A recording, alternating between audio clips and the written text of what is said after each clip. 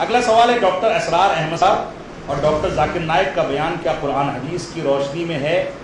دیکھیے ڈاکٹر اسرار احمد صاحب گرو ہیں اور ڈاکٹر ذاکر نائک صاحب ان کے چیلے ہیں۔ ڈاکٹر اسرار صاحب کی صوفیت، غلط عقائد اور سارے بگاڑ کے باوجود ڈاکٹر ذاکر نائک صاحب نے ان کو اس ہندوستان میں متعارف کرایا، بلکہ اعظم کیمپس کے گراؤنڈ میں ڈاکٹر اسرار صاحب کا پروگرام ڈاکٹر ذاکر نائک صاحب ہی نے کرایا تھا۔ ڈاکٹر اسرار صاحب کی فکر نے خوارج کی فکر کو ایک نیا روپ دیا ہے، اور ڈاکٹر اسرار صاحب اپنی تقریروں میں، اپنی کتابوں میں، اپنے بیانات میں اس بات کی صراحت کرتے ہیں کہ دنیا کا نظام اقطاب چلاتے ہیں، اولیاء چلاتے ہیں، اللہ رب العالمین نہیں چلاتا۔ ڈاکٹر اسرار صاحب وحدت الوجود کے قائل ہیں، یعنی ہر چیز کو ایک کر دیا جائے، ہر چیز کے اندر اللہ موجود ہے۔ اس انداز کے غلط اور بگڑے ہوئے عقائد ان کے یہاں موجود ہیں۔ لوگ ان سے ایک چیز میں بہت متاثر ہیں، وہ چیز کیا ہے؟ ان کی زبان بڑی شاندار ہے۔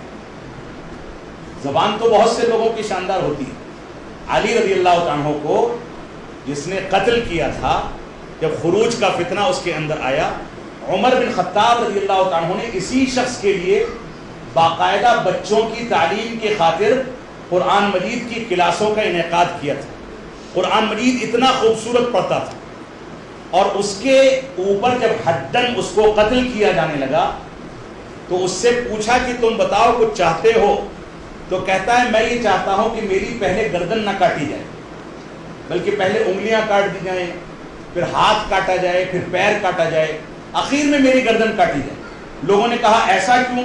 تو کہتا ہے کہ میں چاہتا ہوں کہ مرتے دم تک میری زبان اللہ کے ذکر سے معطر رہے۔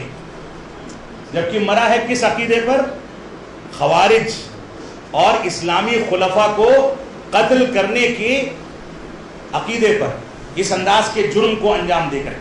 تو ہر چمکتی چیز سونا نہیں ہوتی۔ اسی طریقے سے ڈاکٹر اسرار صاحب کی جو چیز لوگوں کو بہت متاثر کرتی ہے، وہ قرآن مجید کی تفسیر کے چھوٹے چھوٹے کلپس ان کے چلتے ہیں۔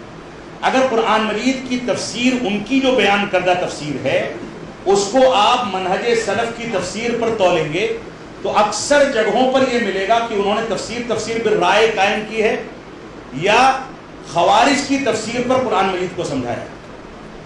منہج سلف کی تفسیر وہ پیش نہیں کرتے۔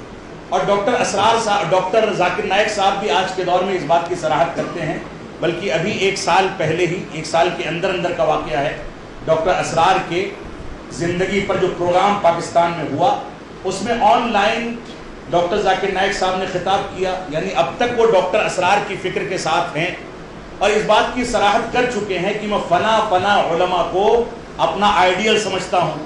جن کا بھی نام لیا ہے وہ سارے کے سارے اخوانی علماء ہیں، اخوان المسلمین کے علماء ہیں، غلط فکر کے علماء ہیں۔